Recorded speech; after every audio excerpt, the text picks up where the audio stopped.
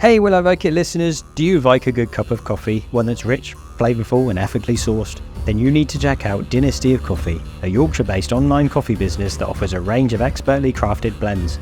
All of their coffee is roasted to order to ensure freshness, and they're committed to nurturing the well-being of both individuals and the planet. Whether you're a fan of a bold, strong coffee or a smooth and mellow one, Dynasty of Coffee has a blend for you. Their four main blends are inspired by different British dynasties: Saxon, Viking, Tudor and a decaf Hanoverian. So if you're looking for a delicious and ethically sourced cup of coffee, head to dynastyofcoffee.co.uk today and use the code SAXON10, that's Saxon all capital letters 10, at checkout for 10% off your first order.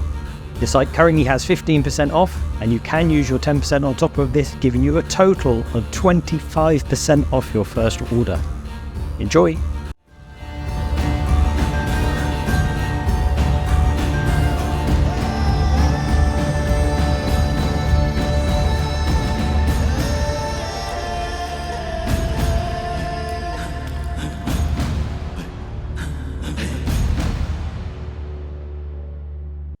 Hello and welcome back to the Will I Vike It podcast. Today my guest is Molly from Dynasty of Coffee. Hello. Welcome to the show. Thank you. So I got you on today because we haven't announced this to anyone yet, but you guys are going to sponsor the podcast. Yeah. And so I thought it was worth getting you on to talk about who you are and what you do. Yeah, absolutely. Yeah, it's very exciting to be here, and we love to help others, Yeah, so I guess the best thing to do is to start off with, who Dynasty of Coffee is, or what Dynasty of Coffee is. Yeah, so Dynasty of Coffee is basically a coffee brand or company. We're based online. It's an online company that we do. We don't have a cafe or an actual, official place where we do it. We are based in Yorkshire. That's where our roastery is. But yeah, Dynasty of Coffee is basically an online place where we serve to both customers and to businesses as well. So obviously you can go online and buy in our store, but we also have a wholesale page for businesses like pubs, restaurants, hotels, that sort of thing. So what was it that made you decide to start your own roastery? Well, it's a bit of a long one, really. Obviously, both me and Patrick, we've always thought of doing like starting a business kind of thing, but we weren't really sure what to go into. Coffee has always been a close one to our hearts. Even before we, met each other, it's something that's really brought us out to, talk about our feelings and talk a bit more about mental health with other people. When they say, have a coffee, let's have a chat, let's just take a break. You normally involve coffee with it. So we're thinking, obviously, to help people, it's either you provide a service or you provide something that's gonna support or help someone. So we thought, why not do coffee? It's very close to us. It's what brings people together. So yeah, we started this coffee company, obviously Dynasty of Coffee, and yeah, it's something that is obviously, as I said, close to our hearts. It's something that we believe is gonna get far in our beliefs. But yeah, it's going good at the moment. Let's just say that. So what was your background before you started a coffee company? So yeah, so basically, I had a lot of jobs. I've been in and out of retail, been in and out of online calls and things like that. It was very tedious, very tiring. I didn't like it at all. I don't sort of like having a boss tell me what to do, or tell me this needs to be done at this time. I sort of want to do that for myself. I've always been this sort of person who wants to do something. I've always been eager to try something new. I've been to 2 colleges. I didn't really know what to do. I wanted to do firefighting. I wanted to be a teacher. Didn't really go into those professions. So it's something more that, I want to start something from scratch that is mine, that I can say, I've made this, I'm the owner of this. So I can, be my own boss. I've always loved coffee anyway. I've always liked, having the odd drink, but obviously now that we've started it, I've drank it more and more and more, because it's just so good. But yeah, that's pretty much the background of how things were before I got into business. So you kind of tied in with a lot of the branding is all based on history. So was your love of history Yes. there before the coffee, or was the love of coffee Yes, it first? was. Growing up, I've always loved history, like going through high school and things like that. I did it in college as well. I've loved the sort of history and sort of the things behind behind Britain. Um, Obviously we wanted to link it to something. We first found the name before we found the history behind it. So obviously Dynasty Yeah. of Coffee, we were thinking of names really. We didn't know what to choose. And Patrick came up with the name Dynasty of Coffee. And then I looked more into it. Obviously, dynasties as families in Britain. And yeah, we went to Saxons first, because obviously that's a very prominent dynasty that that lived in Britain. So we sort of reflected the qualities and attributes of the Saxons to our strongest coffee. And it sort of went from there, then went to Vikings and then Tudors and Hanoverians. We weren't basing it on, the sort of the power they had really. We were just basing it on, the sort of qualities and attributes of them that linked really to our Yeah. coffees. So how did you, oh, my mind's sort of jumping over a little bit now, but Yeah. how did you get into the actual blends themselves? So once you start, like, do you actually do all that yourselves? No, so we have our roastery team. So we are connected to our roastery team up in Yorkshire. Yeah. And basically we did a method called blind cupping. So this is where we sort of sat down with 40 different little cups and we tried each one. Yeah. We didn't know the origin, we didn't know the flavors, we didn't know the tasting notes, anything like that. It was completely, anonymous. And then we Mm. chose three different blends and obviously the decaf as well. But they're all from different origins across the world. We've got Brazil, El Salvador, Guatemala, India, just to name a few. But basically, our roastery, they blend it all for us. We obviously chose them as a single origin coffee, and then we wanted to make a blend. So we Yeah. chose three, obviously for one that we liked the best, mixed it, obviously blended that together, and created these blends. So I think you went for a couple of them already. So you've got Saxon, Viking. So yeah, Saxon, Viking, Tudor, and Hanoverian. Yeah. And then Um, Habanerian is the is the decaf one. decaf, yes. Yeah. So I don't know, maybe you can tell me more because I don't know an awful lot about coffee, but I think decaf is quite a difficult one, isn't it? Because I think, like, from a environmental perspective, Yeah. I think a lot of them are kind of, they're made in one place, then shipped somewhere else to make them decaf. Is that right? So in Mexico, where our Hanoverian decaf is grown, basically, we have Yeah. a decaffeinator machine in Mexico. So once it's obviously cultivated from Mexico, it's Yeah. then decaffeinated in Mexico and then brought to our roastery. So instead of going to Mexico, then to here, then to there, then to there, then to our roastery, Yeah. it's Yeah. just from Mexico straight to the roastery. It's already Yeah. decaffeinated and Okay. then it obviously Yeah. roasted from there. The thing with ours as well, we are very cautious of our carbon footprint and everything like that. So basically, from our origins, they come straight to our roastery, as I said. So Yeah. it's just that Sure. one trip. It's not all over the place, and then to our roastery, Yeah. and then to there, then to here. You know what I mean? It's Yeah. just like a very straight trip from the where it's sourced to the roastery. Yeah. So kind of tying into that is, like, how do you ensure that your coffee is ethically sourced? A lot of people go for the Fairtrade stamp, and I don't think you guys use Yeah. one of those, do you? No, we do not. So the thing with Fairtrade, obviously when it first started, it was very good, obviously for both the environment and the obviously the coffee farmers. Now it's become so massive that the fair trade sort of protocols, you have to pay a lot to get fair trade certified. So Yeah. smaller farmers that are more, do more specified beans, more premium beans, they don't have enough, funds to get the fair trade Mm. certified, but they do take care of their coffee beans a lot more. If you look Yeah. at fair trade certified farmers, they obviously have to produce masses. This goes Mm. to a lot of big brands across the UK that require it, very often, very quickly, and a lot of them. So they're the ones that can get fair trade certified. But our smaller farmers, they are taking care of the coffee a lot more. So they are, ensuring they've got the right nutrients, ensuring they've got the right sun. It's not like a sped up process or anything added to them or any artificiality. There's nothing like that added to our beans.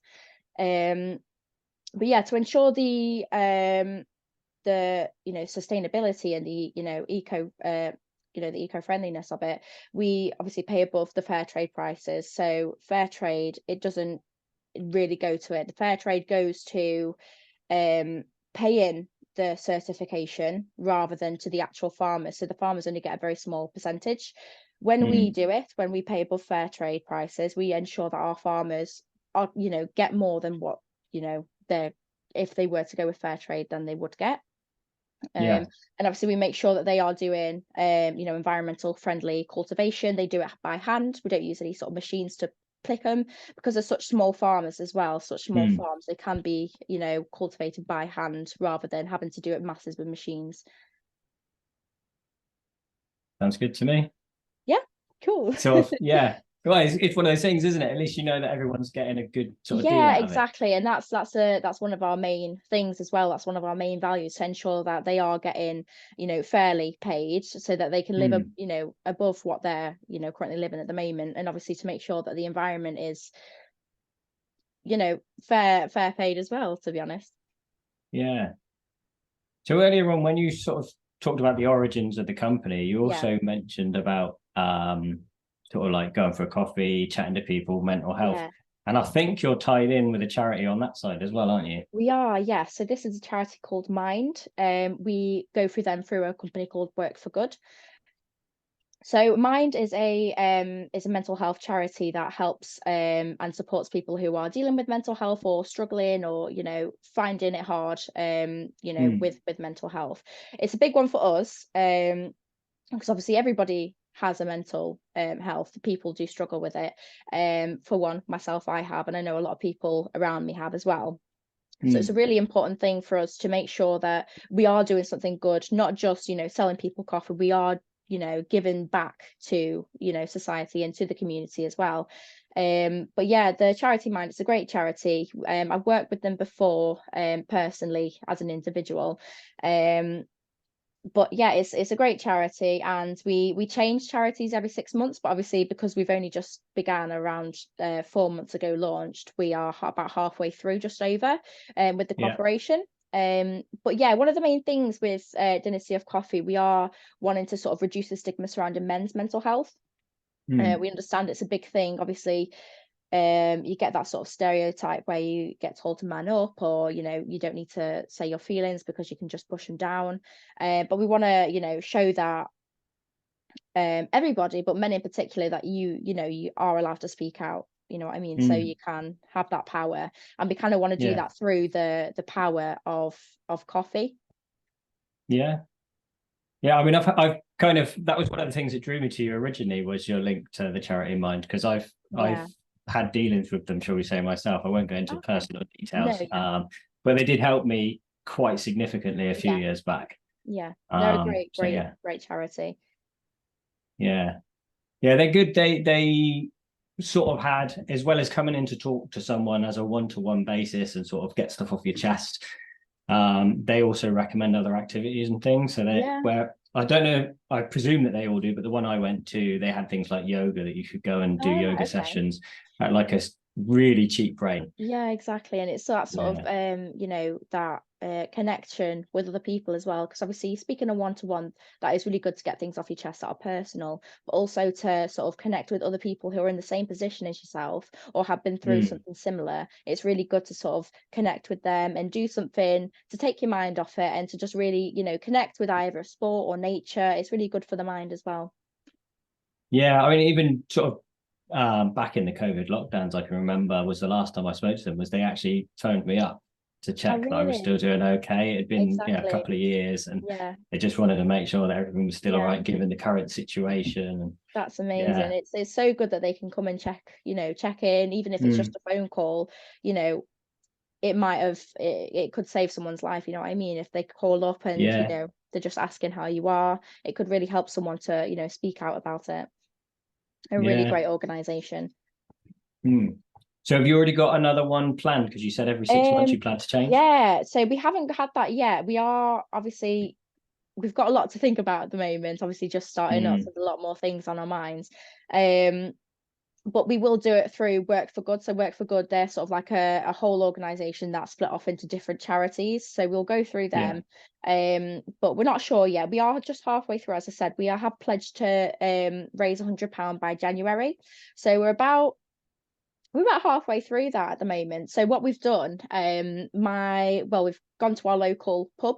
We had the old bags with our old labels on. So we thought, why not put them out for £5 each and put all that money towards Mind, so we can sort of raise more money for that. We have made sales through our website, but we just want to give out to the community as well, and just get some brand awareness in our local area as well. Yeah, because I can't remember if we said now, but so you put a percentage of each sale goes to Mind, right? It's £1 Yeah. of each sale just go to Mind Yeah. through Work for Good. But yeah, we just want to, as I said, just make sure that we're giving back to the community. So back to your coffee, can you tell me more about the 4 ranges? We've mentioned the names, but perhaps a little bit about what each one is. Yeah, absolutely. So obviously we've got Saxon first, which is our strongest blend out of the 3. It has flavor notes of caramel and dark chocolate, so it's a really rich indulgent sort of brew. Its origins are Brazil, El Salvador, and India. So Brazil, it's more of like it produces quite like chocolatey sort of flavor notes. And when we talk about flavor notes, it's not sort of flavors that have been added, it's just the natural aromas of the actual coffee bean. Sure. So with the Saxon, obviously, it was a very strong dynasty in Britain. They worked well together, they were great craftsmen. And our brew sort of reflects a sort of the strong resilient spirit of the Saxons. It's very bold, it's a very robust flavor. It's definitely like a wake up one. It's definitely one I'd have in the morning, rather than sort of like an afternoon break. It's definitely sort of one you would have to sort of give you a bit more of a oomph to the day.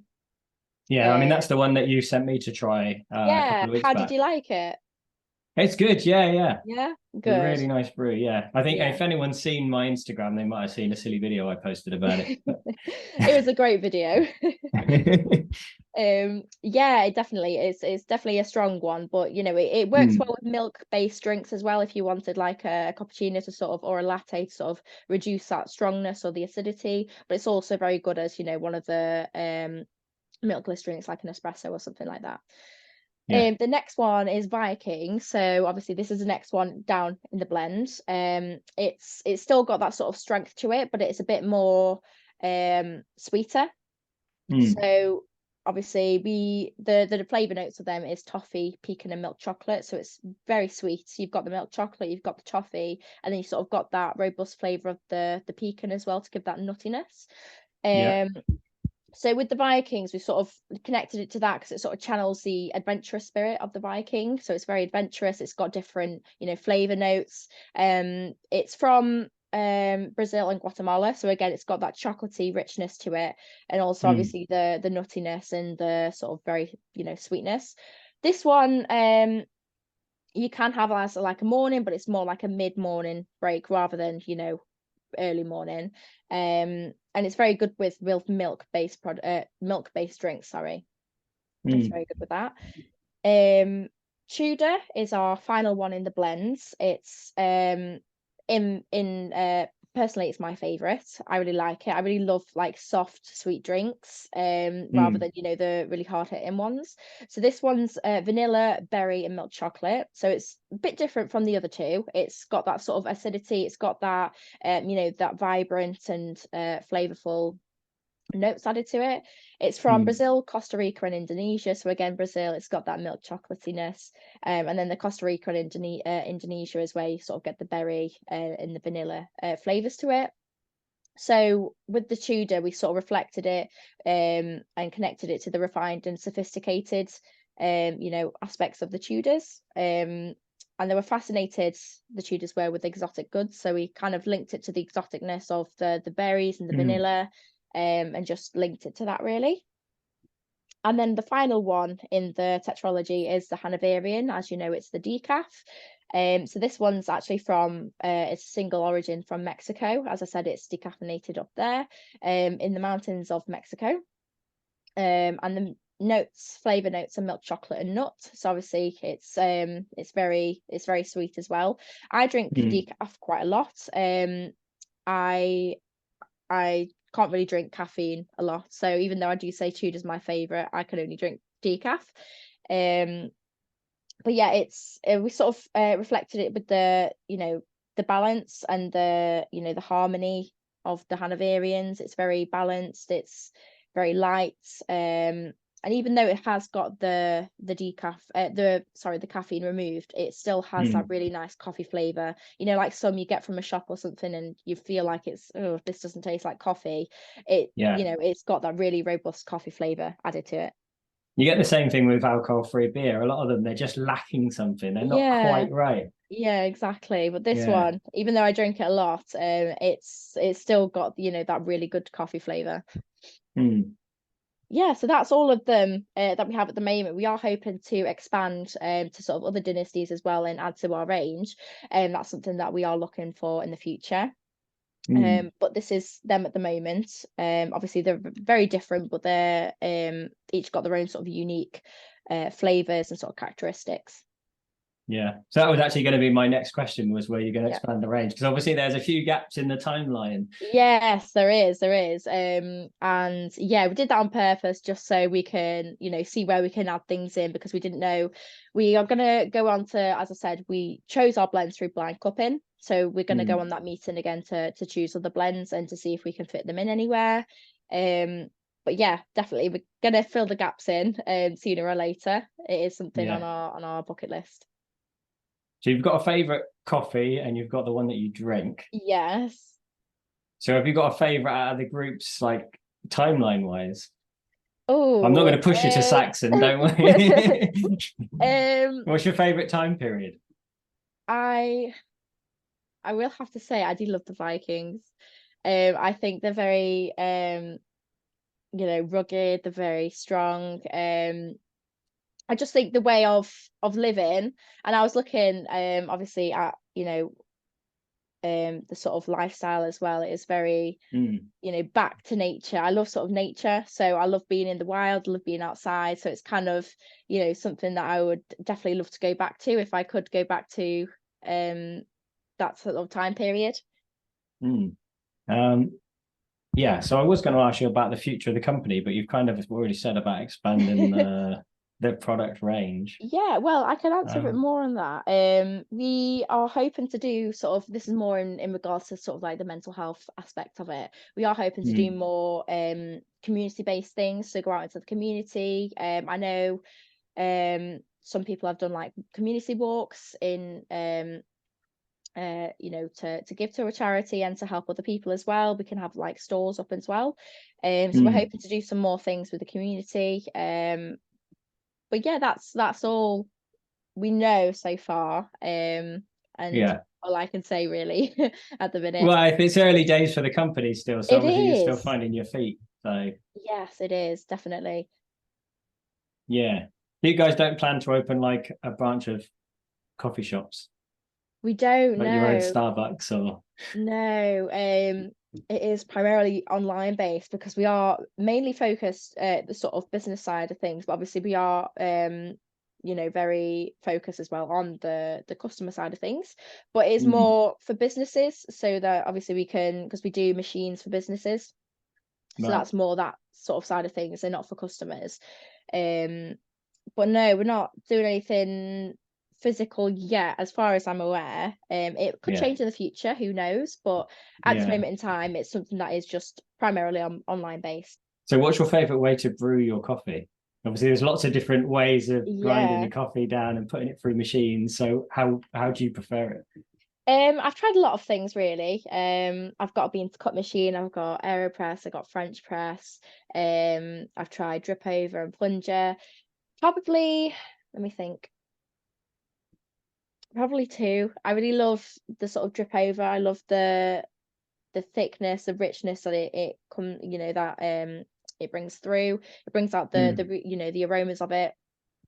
Unlike, you know, like a French press where the hot water is lingering with the coffee grind, it's sort of, you know, dissolving and doing that. When you pour it over, you're getting, you know, the actual richness, you're getting the aroma through, and you can really taste all the flavor notes. You know, it comes through really well.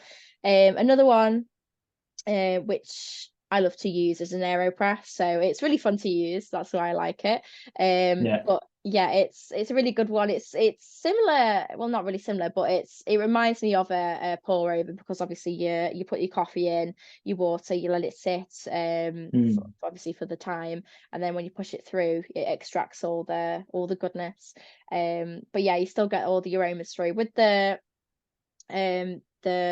AeroPress as well. It's quite acidic, so you do have to be careful with that. You can get an oily coffee from it as well. It depends if you use 1 or 2 filters, so you get like paper filters in there. And there's a, you know, a tip where you can actually wet the filter so you don't get that, you know, paper taste in your coffee. I normally use 2 filters and then wet the filter, put it in for the recommended time, and then obviously plunge it out. It's a really good coffee. Obviously I add milk to mine as well, because I really like, as I said before, milky coffees. But yeah, it's plunger and pour over. Yeah, My favorite. awesome. Should we move on to the questions that I ask everybody? Absolutely. All right, so there are 7 questions that I ask every guest. Okay. So the first one, I don't know where you're going to go with this, whether it's linked to your company or not, is, but if you had an unlimited budget, what would be your dream project? Oh, okay. Well, something that's very close to me. I probably have 2 of these. It's very hard to sort of distinguish one. I would probably pick 2. So the first one will probably be healthcare advancements. So in my family, there's been a lot of issues with health where they've been ill and they haven't been able to get the correct, you know, healthcare they need, or the medication. So obviously there's been a lot of pain with that. There have been other things where obviously you know, healthcare hasn't been available for a lot of people across the world as well, which is really unfortunate. So if I did have an unlimited budget, it would probably be to establish a research institute, you know, just focused on curing diseases, like cancer, Alzheimer's, or any, you know, genetic disorders, and also you know, develop medical facilities in underserved areas as well, just to help, you know, help people who don't have the healthcare or the medication, or you know, that they need to provide that. The second thing, as I said, I've got 2, is probably like the environmental side of it. I'm a very, you know, I love being eco-friendly. I love doing all my recycling. I love all that kind of stuff. So it'll probably be you know, to support initiatives to protect endangered species, you know, and the habitats and things like that. I know a lot of them are being extinct, you know, well, near extinction now because of the way that we're going with the world. So it is something that I kind of want to go into, if I could in the future as well, if obviously where life takes me, I definitely want to kind of do something in you know, in the aspect of environmental conservation. Nice. That was very long-winded. Yeah, no, that's fine.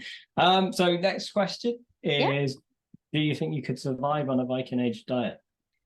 So yeah, I have had a bit of a research into, you know, obviously because Vikings are my favorite. I've had a look into sort of what kind of foods they eat. So it's more or less a very balanced diet, isn't it? A lot of dairy, a lot of meats, a lot of veg. So I think I could. It's very similar to my diet at the minute. I understand that you know, they consider sweets as like berries and stuff. Yeah, I mean, That's not really a there's some sweet. other there's honey, there's honey, malt extract, tree saps. So there all would be that kind of some sweetness coming from that. yeah. Yeah, not quite in the same way that we have cakes and biscuits and definitely not. yeah, which I guess that might indicate what your next answer is. With the next question is there anything you'd miss on a Viking age diet? Yes, it would be the answer. I am a sucker for chocolate. I love chocolate, biscuits, cakes, all that kind of stuff. So, in moderation. I'm not like, you know, hoarding it, but yeah, definitely miss the sort of sweet aspect of that 100%. Yeah. All right. So next question is, what's the weirdest thing in your kitchen? Oh, let me just think of my kitchen now. Well, actually, we have a photography setup in the kitchen. So we've got all the lights, we've got all the camera stands. It's all just set up ready for when we need it. So it's just Yeah. kind of always in the way, but I don't like to take it down. So that's Know probably the that weirdest feeling? thing. Yeah. That's Yeah. probably the weirdest thing. Yeah, I don't think there's anything else unless I'm not normal to anybody. But yeah, that's the all we have. Yeah. All right. So what's the worst thing you've ever eaten? Or Oh, drunk? You can do drink. um, This is where you slag off like Costa, Starbucks. no, it's probably not the worst ones. I mean, no, I won't go into that. But let me think. Oh, I went to a wedding about 3 months ago, and it was very posh. They had caviar, and I Yeah. tried just one little bowl. It was the worst thing that I've ever put in my mouth. The saltiness, the texture, it wasn't nice at all. That I'll probably say that. For drink, let me think. Because I used to do fitness and things. I used to have Mm. egg whites, like mix it up to make it. Oh, I hated it. It was like slime going down the throat. It wasn't nice. I'd probably say that for drink. I think that's a fair one. Yeah. I've never tried it, but I just No. know I wouldn't. Yeah. Yeah. Yeah. And same with like I've never tried caviar, so I can't like comment on No, that I one. wouldn't suggest. I really wouldn't suggest. It's not nice at all. Yeah. So what's the most memorable meal you've ever had? Um, well, obviously, Patrick, my co-partner, he is Polish, so he's made lots of Polish meals for me. But probably one that has stood out to me the most is his spaghetti bolognese. So he makes it. Mm. He says it's his, specialty dish. So when I first had it, it was amazing. But I've had it so many times now that I can't stand the sight of spaghetti bolognese anymore.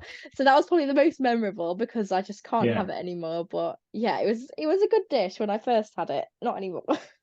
Does he do something specific? Is it different to a normal Yeah, type one? well, it's not sort of beef, it's pork, so it's pork mince. Yeah. And instead of the spaghetti, it's sort of like courgette into strips.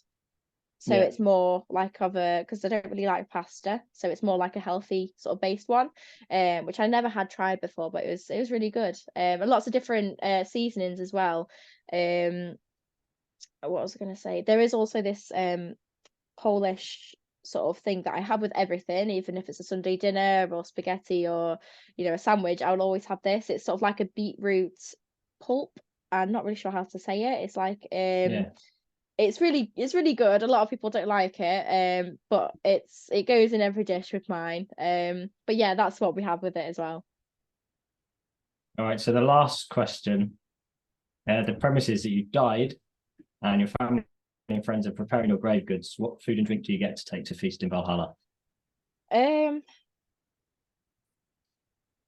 Probably, well, it's quite a few things. So I love like crusty bread. So warm, Mm. hot bread is amazing. Take that, definitely. Anything to go on the bread, so sort of like jams and things like that. Strawberry and apricot and specifics. Mm. I love roasted veg, so like carrots, parsnips, onions, all that kind of stuff. I love that. So that would be going. Cheeses as well. I love cheese, but except not blue cheese. Blue cheese is not going. That can stay here. Cheddar, red Leicester, Cheshire cheese, all that can go. I love that. And chocolate, of course. I'd definitely have to take some kind of sweet with me. So either Yeah. chocolate or some sort of cake. And then for like drinks and things, I really like cranberry juice. So I have a cranberry juice and water and stuff like that. Yeah, that would probably be what would keep me alive up there.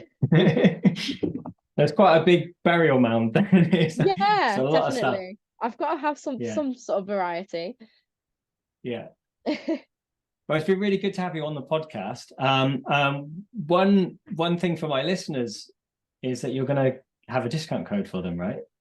We are, yes. So we have a discount code for yourselves, which is 10% off all our products. And that is Saxon10. So it's all in capital letters, SAXON 10. As well as the 15% off, which we already have on our store as well. So you get 25% off, Wow. especially for you guys that are listening. That's really good. Yeah, very exciting. Yeah.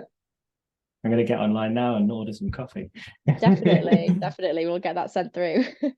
Yeah. And I'll obviously put links and stuff under the description of the video and the podcast itself. So if anyone wants to just do it the easy way, they can click through to your website, put the code in and order some coffee. Definitely. We've also got some bundles on there. So if you want looking for Christmas presents or anything like that coming up, we've got all the bundles, different varieties, and obviously all the decafs as well. Perfect. Well, thank you for coming on the show. Absolutely. It's been a pleasure. I've loved speaking to yourself. It's been great. And obviously, thank you for the discount code for the listeners. Yeah, and for absolutely. sponsoring the podcast. Not a problem. It's been my pleasure. And it's lovely. It's lovely to sponsor you guys. And thank you everyone for listening, and I'll see you next time. Goodbye. Bye. If you enjoyed the show and want to hear more, remember to like and subscribe and give the show a rating. You can also help keep the show going by becoming a Patreon, where you'll get early access to all episodes. Or check out my range of merch on my store. Links are in the episode description. Thanks for watching.